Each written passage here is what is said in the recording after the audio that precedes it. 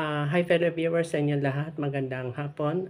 Ako po si Steve, may-ari ng video account itong website, may website po ito, itong youtube.com. Ang aking buong pangalan ay Steve Hoong. Dito ako nakabase sa Pilipinas. Ako po yung iba pang hindi nakakakilala sa akin.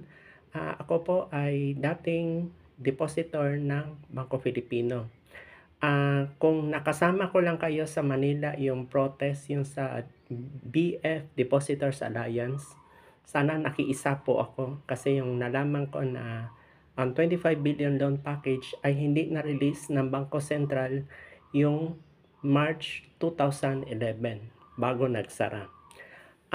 By the way, itong video na ito may purpose at may pakay po ako sa inyo sa lahat ng Bangko Filipino Depositors all over Philippines, nationwide. Ano po itong sasabihin ko? Simple lang. By the way, may nabasa ko yung sa chat, yung meron ako sinabi sa inyo na yung kung ano yung FB account ko sa Bangko Filipino related, yung Steve Rooster Ong 2. Meron akong sinulat 2, tapos yung may profile picture na Bangko Filipino. Meron akong nabanggit tungkol sa kung sino gusto mag-private message sa akin. May nabasa ako kaninang umaga, March 10, 2025. Ang nakasulat is, Sir Steve, pwede ba kayong pumayag, ito ang sinabi, pumayag na pwede magpa-shoutout sa YouTube, sa comments. Kung sino-sinong name, ito, sasabihin ko na sa inyo. Bibigyan ko kayo ng mechanics kung paano magpa-shoutout sa mga dating depositor sa Bangko Filipino nationwide. Okay, ganito ang mangyari. Halimbawa, not necessarily sasabihin nyo sa comment sa video ko yung ako ay taga Baliwag, Bulacan branch. Not necessarily. Yung YouTube account ninyo lang po. Tapos kung ano yung lumabas sa comment, etong gagawin kong video, lalabas yan sa susunod na video. Yung mga nag-suggest, lalabas din yan. So, yun. Ang point ko dito is, pwede nyo magpa-shoutout. Pwede. Walang bawal. At saka walang restrictions. Okay? So, ang point ko, simple lang. Pwede kayo magpa-shoutout sa aking Bangko Filipino related videos. At lahat ng aking Bangko Filipino related videos ay may hashtag Bangko Filipino. Lahat. Then, etong year na ito, baka sa 2025 partly, kasama sa more than 100 videos. Lagpas pa siya. Kasi kailangan to gradual eh. Hindi to pwede isang video lang eh. Lagpas pa yan.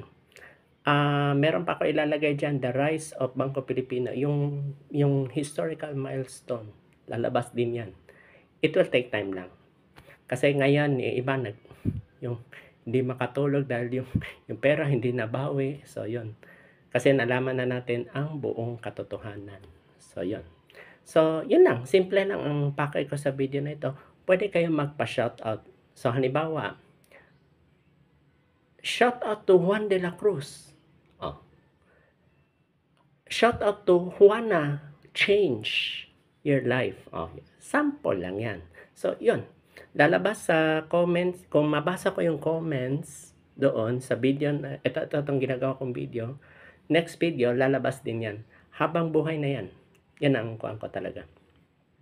Ngayon, sa ngayon, hard fight pa kami sa reopening kasi nang malaman na natin na ayaw ilabas ang 25 billion loan package tapos pinapa-withdraw yung 18.8 billion damage suit na may kasama pang interest penalty, ayaw bayaran ng Bangko Sentral or walang capacity to pay with the bank. Yan ang pinakuha nila. Kung may pagkakamali lang yung bank, sana noon pa kinorek na nila. Hanggang hindi lang humantong sa second closure, yung 2011. So, yun lang po. Ang point ko dito sa video na ito, pwede kayong mag-shoutout sa comments related sa Bangko Filipino. Yun lang. Thank you so much for listening in this video. Magandang hapon. By the way, nationwide, hindi lang isang branch, lahat ng branches all over Philippines, Metro Manila, Luzon, Visayas at Mindanao. Simple lang. Maraming salamat po.